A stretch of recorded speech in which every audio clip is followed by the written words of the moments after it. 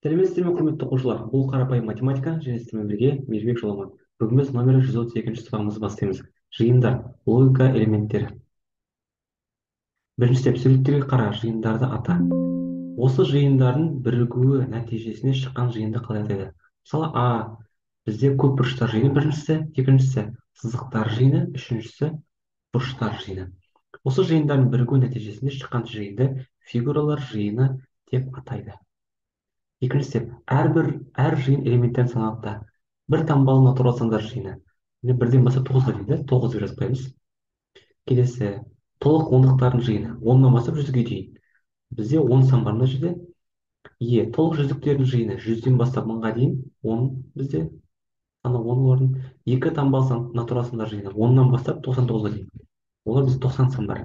Осы жиындардың бірігу нәтижесінде шыққан жиынды натурал сандар жиыны деп атайды. Үшінші степ, екі жиынның элементтерін салыстыр. А жиында 0, 1, 2, 3, 4, Б жиында 2, 3, 4, 5, 6.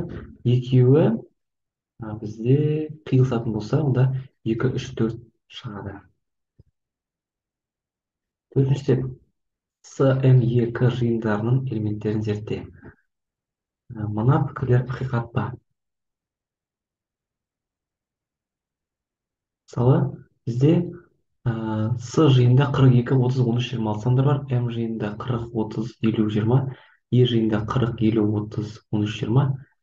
К жиында 30 саны бар. Мына пікірлер ақиқат айтылады. Е жиыны С мен М жиынының бірігу нәтижесінде шыққан жиын. Так, С мен М-ді біріктіретін болсақ, так, жоқ, ол келмейді. Қараңыздар, номер 4-ті біздер С мен М-ді біріктіретін болсақ, бізде қандай сандар шығады? Екеуінде де 30 бар, оны жазып қоямыз. Одан кейін екеуінде 40 бар ма? Жоқ, 40 жазып қою керек. 20 жазып қоямыз. Так, 26, 13, 42 жазған жоқпыз. Бізде барлығы тағы сандар не бар? 50 бар демек. 50 бар. 50, 20, 30, 40, 13, 26, 42, 30 барлығын жаздық.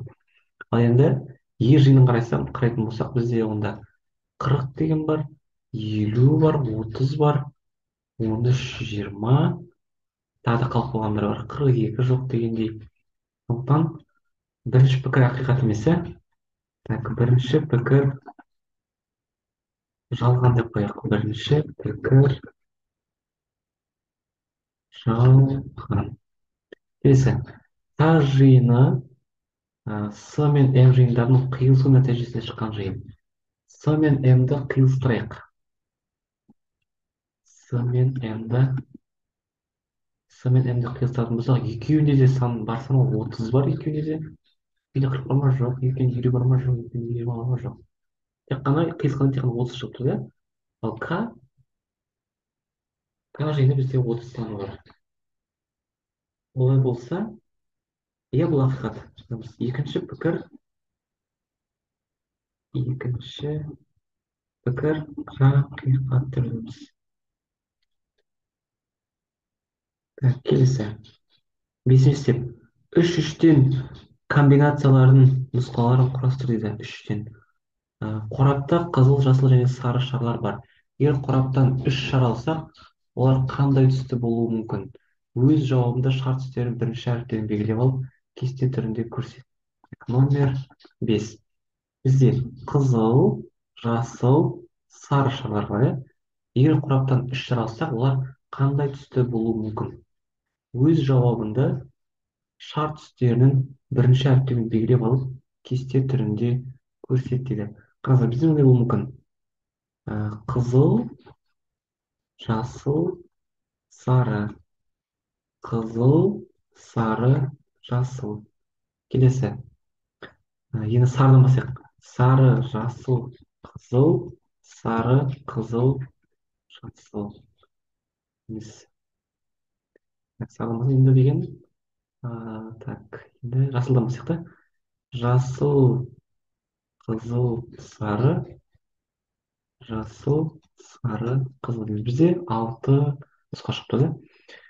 Қораптан 3 шар алсақ, олар қандай түсті? Оңға жауап бердік. Өз жауабында шар түстерінің бірінші әріптен белгілеп алып, кесте түрінде көрсет.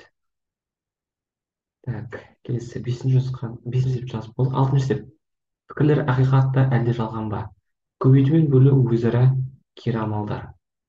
Так, алтыншы степ. Біріншісі бізде көбейту мен бөлу өзара кері амалдар, не кері амалдар деп есептейміз. Сондықтан ол ақиқат деп жазамыз біріншісінде. Келесі әр нұсқасын. Кез келген санды бірге көбейткенде көбейтінің мәні бірге тең болады. Жоқ, бұл жалған. Оған біз жалған деп жауап береміз.